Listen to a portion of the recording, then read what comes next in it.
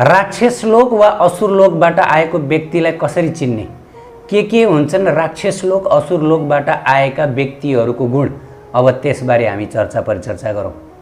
हामीले अघिल्लो हप्ता नरकबाट आएका व्यक्तिहरूमा कस्तो कस्तो अवगुण हुन्छन् र त्यसैगरी स्वर्गलोकबाट आएका व्यक्तिहरूमा कस्तो कस्तो गुण हुन्छ भन्ने विषयमा चर्चा गऱ्यौँ। त आजको यस प्रसङ्गमा हामी श्रीमद् भगवत गीता अध्याय 16 बाट दैवी तथा आसुरी स्वभाव शीर्षकबाट यो रहस्य बुझ्न जाँदैछौँ कि कुनै मनुष्यमा राक्षसी स्वभाव छ भने त्यसलाई कसरी पत्ता लगाउने, कसरी जान्ने कि यो नररूपको राक्षस हो, नररूपको असुर हो भनेर।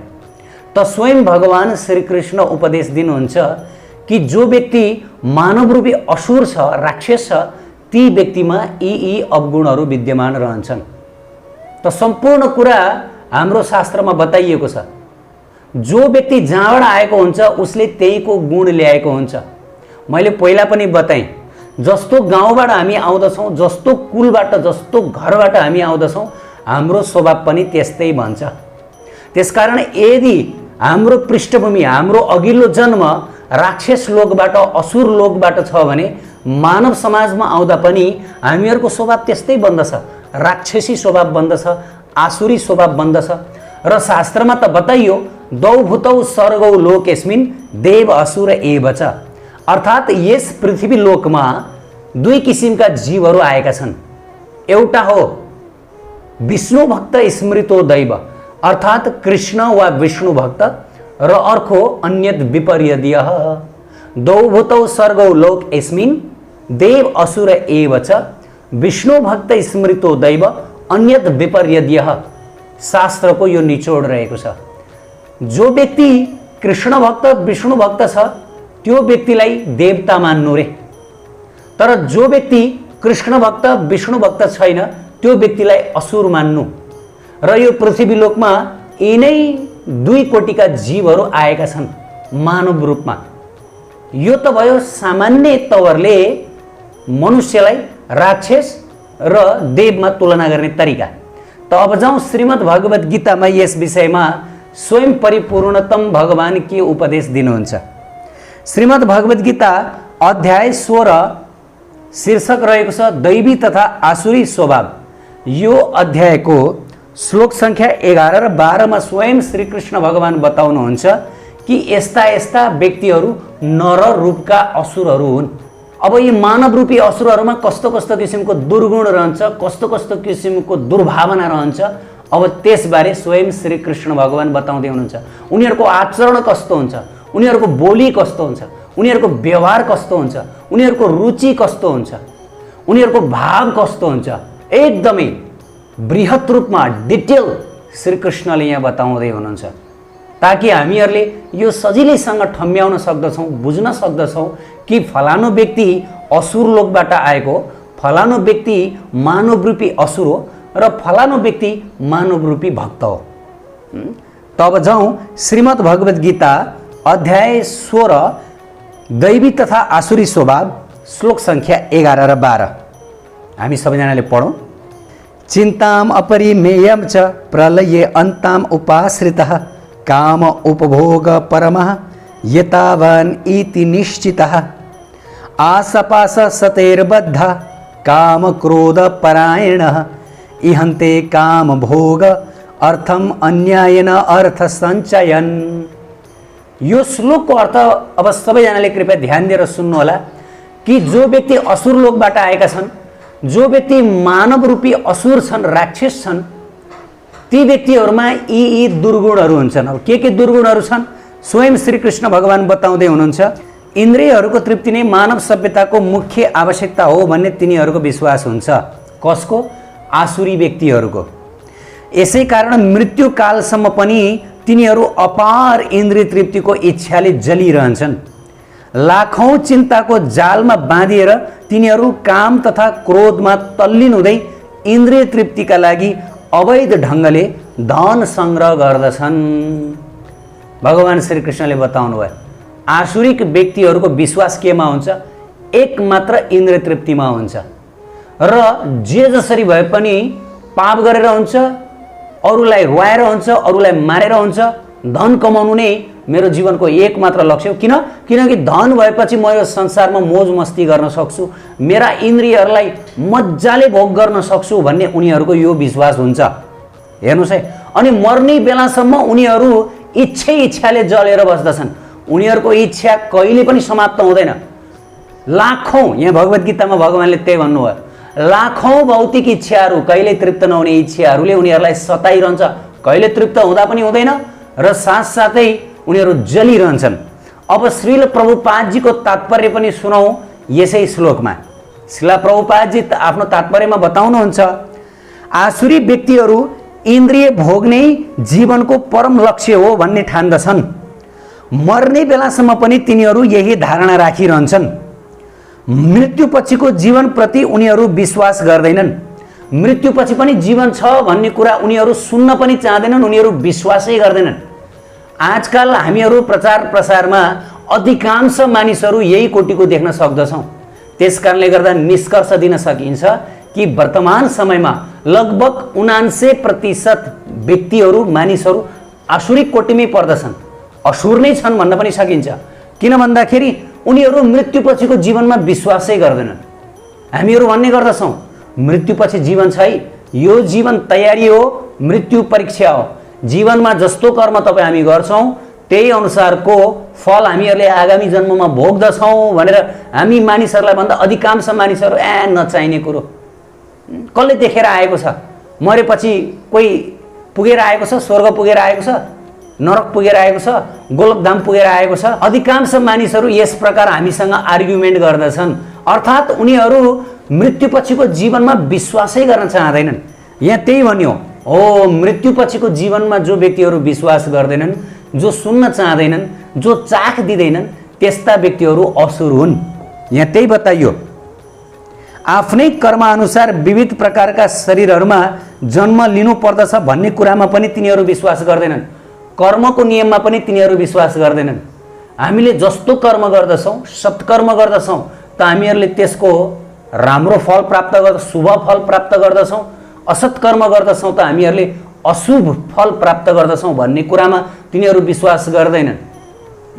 हाम्रो कर्म अनुसार हाम्रो आगामी जन्म हुन्छ भन्ने कुरा उनीहरू कर्मको नियम नै विश्वास गर्दैनन्। त यी व्यक्तिहरूलाई असुर भनिन्छ। फेरि अगाडि प्रभुपादजी बताउनुहुन्छ है, तिनका जीवनका योजनाहरू कहिल्यै तृप्त हुँदैनन् र तिनीहरू एक पछि अर्को योजना बनाउँदै जान्छन् जसको अन्त्य कहिल्यै हुँदैन। उनीहरू अनगिन्ती योजनाहरू बनाउँछन्। अहिले यो योजना बनाउँछन्, त्यो योजना असफल हुन्छ, फेरि उनीहरू अर्को योजना बनाउँछन्, अर्को इन्द्रिय तृप्तिका योजनाहरू मात्र बनाइरहन्छन्। कसरी हुन्छ?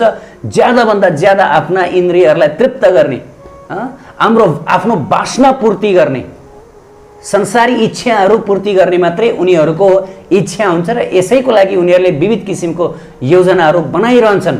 ओ, यी व्यक्तिहरू असुर हुन् भनेर भनिएको छ।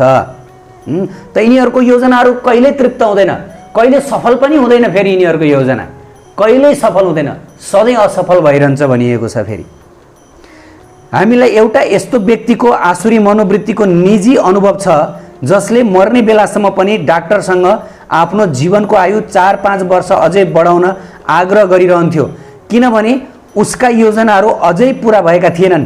यस्ता मूर्खहरूलाई डाक्टरले एक क्षण पनि मृत्युलाई टार्न सक्दैन भन्ने थाहा छैन, यसको ज्ञान हुँदैन।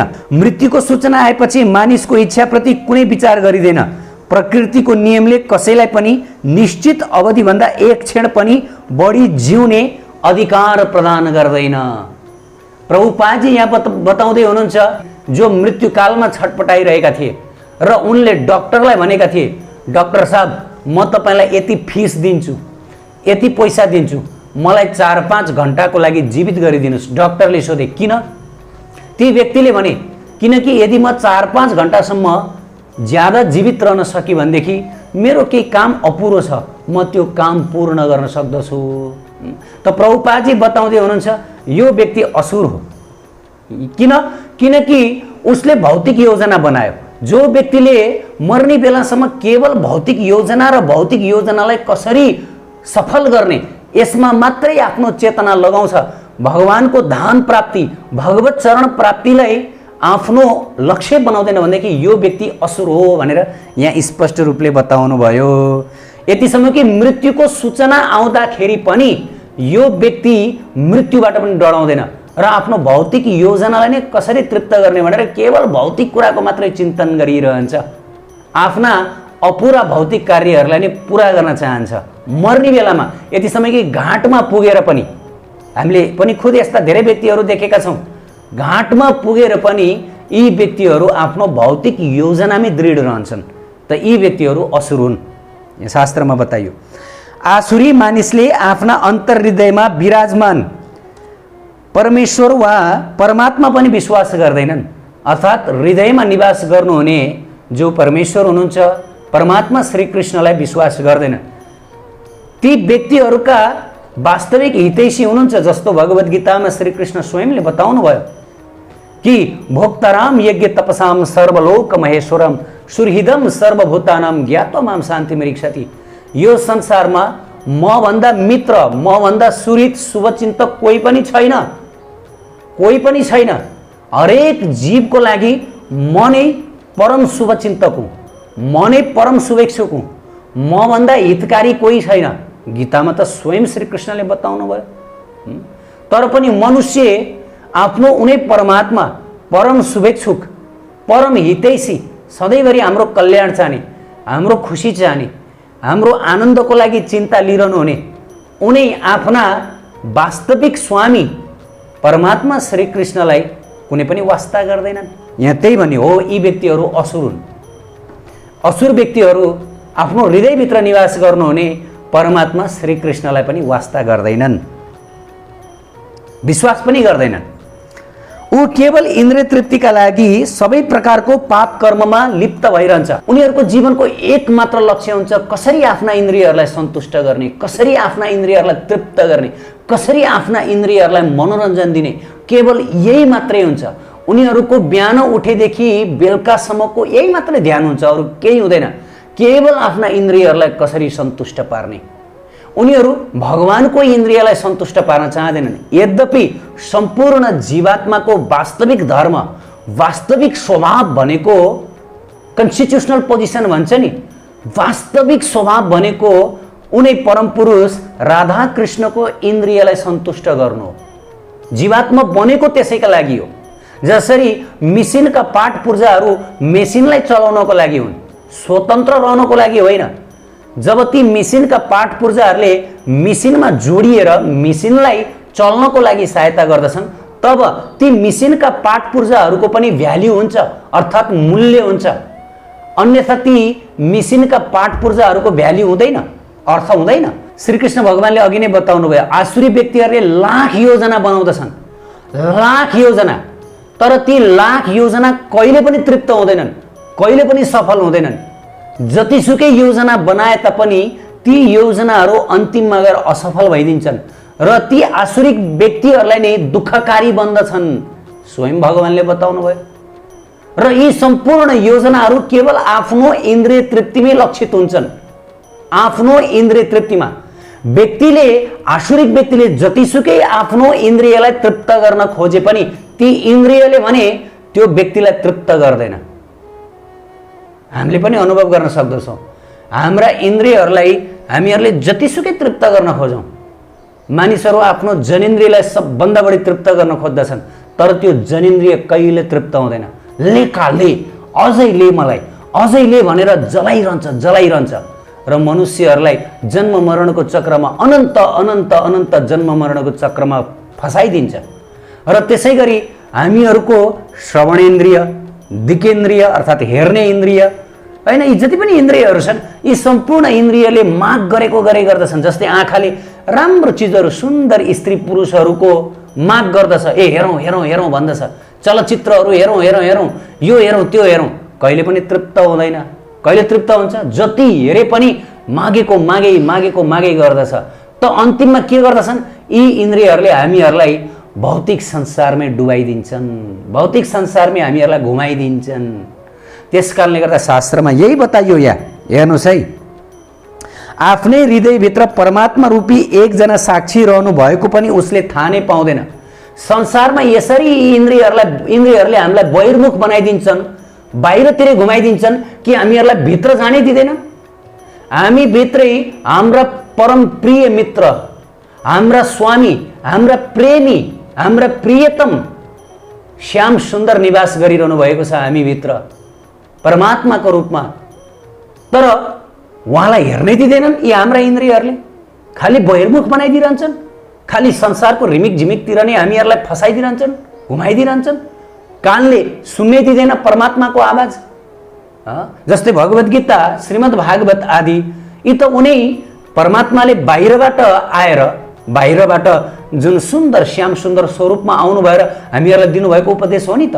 तर यी कानले सुन्नै चाहँदैनन्, खालि त्यही फिल्मका गानाहरू, विषय वासनाका गानाहरू सुन्न चाहन्छ। हो, यो आसुरी स्वभाव हो, यसलाई आसुरी स्वभाव भनिन्छ।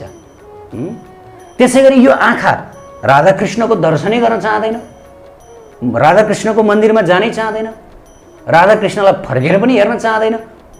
खालि संसारतिरको जड नश्वर चिजहरूमै यो आँखाले हामीहरूलाई घुमाइदिरहन्छ। हो, यो आसुरी हो, यसको मतलब आसुरिक स्वभाव छ हामीमा। अनि त्यसै गरी आएर यो जिब्रो, यो जिब्रोले, यो मुखले राधाकृष्णको प्रसाद नै लिन चाहँदैन, राधाकृष्णको गुणगानै गर्न चाहँदैन, राधाकृष्णको कथा नै भन्न चाहँदैन, प्रचार प्रसार नै गर्न चाहँदैन। यसले त यो संसारमा इन्द्रिय तृप्तिजन्य कुराहरूकै चर्चा परिचर्चा गर्न चाहन्छ, संसारी कुराको चर्चा परिचर्चा गर्न चाहन्छ, नश्वर भएर जाने मलवत जडवत कुराकै चर्चा परिचर्चा गर्न चाहन्छ। त यो हो आसुरी स्वभाव। यहाँ त्यही भन्यो, आसुरी स्वभाव भएका व्यक्तिहरूले आफूभित्रको परम प्रेमी, परम हितैषी उनै परमात्मा राधाकृष्णलाई पनि चिन्न सक्दैन। यहाँ त्यही भन्यो। हेर्नुहोस् है, उपनिषदमा भनिएको छ, एउटा रुखमा दुईटा चराहरू बसेका छन्, एउटाले कर्म गर्दै रहन्छ र रुखमा फलेका सुख दुःख रूपी फलको स्वाद पनि लिइरहन्छ भने अर्को पक्षी केवल साक्षी बनेर हेरिरहनुहुन्छ। उपनिषदमा बताइयो कि हामीभित्र दुई पक्षी हुनुहुन्छ, एक पक्षी हामी जीवात्मा र अर्को पक्षी साक्षात परिपूर्णतम परमात्मा श्री कृष्ण। हामी यो संसारमा विविध किसिमका सत्कर्म असत्कर्ममा संलग्न भएर आफ्नै सत्कर्म असत्कर्मको फल भोगिरहेका छौँ। यो संसारमा हामीहरूले जे फल भोगिरहेका छौँ त्यो सम्पूर्ण हाम्रै सत्कर्म असत्कर्मको फल हो भनेर बुझ्नु होला। भगवानले हामीहरूलाई दिनुभएको फल होइन। कहिले कहिले व्यक्तिहरू आफ्नो जीवनमा दुःख आइपर्दा भगवानले किन मलाई यस्तो फल दिनुभयो? अरे भगवानले दिनुभएको होइन। यहाँ त गीतामा बताइयो कि जीव आत्माले स्वयं आफूले गरेको सत्कर्म असत्कर्मको फल भोग्ने हो। ऊ आफै जिम्मेवार हो आफ्नो फलको लागि। भगवान निष्पक्ष हुनुहुन्छ। उहाँले कसैलाई सत्कर्म र असत्कर्मको फल भोगाउनुहुन्न। जीवात्माले जस्तो कर्म, भगवानले त केवल कर्म गर्ने शक्ति मात्रै दिनुहुन्छ। हामीसँग सत्कर्म गर्ने शक्ति छ भने उहाँले सत्कर्ममै लगाइदिनुहुन्छ। असत्कर्म गर्ने विचार र शक्ति छ भने उहाँले त्यही अनुसार असत्कर्ममै भने त्यही शक्ति प्रदान गर्नुहुन्छ, कर्म गर्ने शक्ति प्रदान गर्नुहुन्छ। बाँकी त हाम्रै चोइस हो, हाम्रै छनौट हो। त यहाँ त्यही बताइयो, केवल हामी यो संसारको कर्मफलको भक्षी भएर अर्थात् कर्मफलको भोक्ता भएर हिँडिरहेछौँ, पाप कर्म पुण्य कर्मको फल भोगेर। तर श्रीकृष्णले भने संसारको फल भोगिरहनुहुन्न। उहाँ त मित्र साथी अर्थात् हामी जीवहरूलाई हेरेर बसिरहनु भएको छ। कहिले फर्केला, कहिले उहाँप्रति फर्केला, कहिले उहाँको भक्तिभावले युक्त होला, कहिले यो संसारबाट विरक्त होला, कहिले यो माया जगतबाट अनासक्त होला र राधाकृष्णपट्टि यसरी मुन्टो फर्काउला, त्यही मात्र हेरेर बसिरहनु भएको छ। र हामीले गरेको प्रत्येक कर्मको साक्षी बनेर बसिदिनु भएको छ। किन यदि उहाँ साक्षी बसिदिनु भएन भने अर्को जन्ममा हामीहरूको कर्मको आधारमा प्रारब्ध निर्धारण गर्नु पर्यो नि। कसले गर्ने त? हो, त्यो परमात्माले नै गर्नुहुन्छ। हामीले जस्तो कर्म गर्दछौँ, जस्तो चेतना राख्दछौँ, त्यही चेतना र त्यही कर्म अनुसारको हामीलाई आगामी जीवनमा प्रारब्ध अर्थात् आगामी जीवन योनि मिल्दछ। त्यो व्यवस्था गर्ने काम परमात्माले नै गर्नुहुन्छ। करुणा दैव नेत्रेण जन्तुर्देहो उपत्ताय उदरम प्रविष्टम स्त्रियम पुंस रेत कणाश्रय। श्रीमद् भागवतको तृतीय स्कन्धमा यस प्रकार बताइयो कि आफ्नै कर्म अनुसार जीवात्मालाई स्त्रीको गर्भभित्र पुरुषको वीर्यको आश्रयद्वारा पठाइन्छ। तर उसकै कर्म अनुसार जस्तो कर्म गर्दछ त्यही कर्म अनुसारको स्त्री माताको गर्भमा त्यो जीवात्मालाई प्रक्षेपण गरिन्छ, स्थापित गरिन्छ पुरुषको वीर्यको माध्यमबाट। श्रीमद् भागवतको तृतीय स्कन्धमा बताइयो प्रिय भक्त महानुभाव। त्यस कारणले गर्दा असुरहरूलाई न वैदिक शास्त्रको ज्ञान हुन्छ न वैदिक शास्त्रमा विश्वास नै हुन्छ। उनीहरूको त एक मात्र उद्देश्य इन्द्रिय तृप्तिका लागि जे पनि गर्न उनीहरू तम्सिन्छन्। यदि प्रचार प्रसारको दौरानमा उनीहरूलाई इन्द्रिय तृप्तिको भयानकता अनि भगवानको भक्तिबाट रहित रहनाले कति ठुलो सङ्कट हाम्रो आत्माले बेहोर्नु पर्छ यो कुराको जानकारी गराइदा, यो कुराको प्रचार गर्दाखेरि पनि उनीहरू यसप्रति वास्ता गर्दैनन्, मतलब गर्दैनन्, कानमा तेल हालेर बस्दछन्। होस् हामी नरक जाउँ, होस् हामी 84 को चक्करमा जाउँ, होस् होस् मतलब छैन। हो उनीहरू भगवानको भक्तिमा आउन चाहँदैनन्, भगवानको चरणलाई स्वीकार गर्नै चाहँदैनन्। भले जतिसुकै उनीहरूलाई भगवत भक्तिबाट फाइदा मिलोस् स्वीकार गर्न चाहँदैनन्। हो भगवत गीताको आधारमा यस्ता किसिमका हठी जीवहरूलाई, यस्ता किसिमका बहिर्मुख जीवहरूलाई असुर कोटीमा राखिएको छ। उनीहरू असुर लोकबाट आएका हुन्। किनकि आसुरिक स्वभाव भनेको यही हो। आसुरिक स्वभाव भनेको नै संसारमा धेरैभन्दा धेरै बहिर्मुखताको प्रभावमा परि विविध किसिमका इन्द्र तृप्तिका योजनाहरू बनाउनु, कहिल्यै सफल नहुने, ध्वस्त भएर जाने र भगवानको चरणको सधैँ विरोध गर्नु, भगवत भक्तिमा आउनै नखोज्नु, यो हो आसुरिक स्वभाव। त हामीहरू सबैजना यो आसुरिक स्वभावबाट बच्नुपर्छ। त कलियुगमा त आसुरिक स्वभावले नै सबैतिर आफ्नो व्यापार बढाएको छ, सबैतिर आफ्नो ग्राहक पनि फालाफाल छन् हैन। सो त्यसकारणले गर्दाखेरि कलियुगमा एक परम भक्त प्रेमी गुरुको चरणाश्रय लिएर आसुरिक स्वभावबाट हामी बच्नु पर्दछ, भगवत भक्तिको आश्रयमा पूर्ण रूपले बस्नु पर्दछ। अन्यथा जीवन अत्यन्त सङ्कटमय बन्दछ। यो मानव चोला खेर फाल्नुहुन्न, भगवत प्राप्तिकै लागि भनेर दिएको, अरू कार्यको लागि होइन, हुँदै होइन। जय जय श्री राधे, हरे कृष्ण। उत्कृष्ट आध्यात्मिक जानकारीहरूका लागि नेपालकै पहिलो शुद्ध आध्यात्मिक च्यानल टिभी लजिकल कृष्णलाई सब्स्क्राइब गर्न नभुल्नुहोला र हरेक अपडेट्सका लागि यो बेल आइकन पनि दबाइदिनुहोला।